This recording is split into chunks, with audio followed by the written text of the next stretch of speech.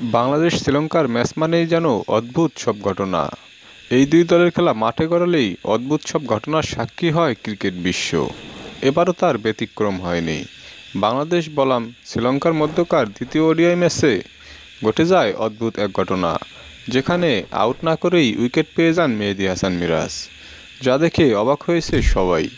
কি হয়েছিল তখন, চলুন এ বিষয়ে বিস্তারিত প্রতিবেদনে জেনে নেওয়া যাক। ঘটনাটি ঘটে শ্রীলঙ্কার ব্যাটিং ইনিংসের ৪৫তম ওভারের শেষের বলে। এ সময় বোলিংয়ে ছিলেন বাংলাদেশি বোলার মেহেদী হাসান মিরাজ। মেহেদী হাসান মিরাজের শেষের বলটি ভালোভাবেই ব্যাটে বলে কানেক্ট করেছিলেন শ্রীলঙ্কার ব্যাটার, কিন্তু শেষ পর্যন্ত দেখা গেল আম্পায়ার আঙুল উঁচিয়ে আউট দিয়ে দিলেন।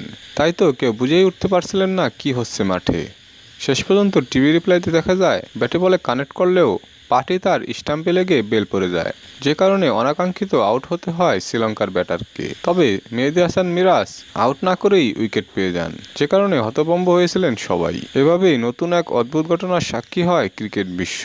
এদিন বাংলাদেশের বিপক্ষে অঘোষিত ফাইনাল ম্যাচে আগে ব্যাটিং করতে নেমে 50 ওভারে 285 রান করতে পারে শ্রীলঙ্কা। 286 রানের জবাবে ব্যাটিং করতে নেমে বাংলাদেশ কি শেষ পর্যন্ত জয় তুলে নিতে পারে কিনা, এটি এখন দেখার বিষয়।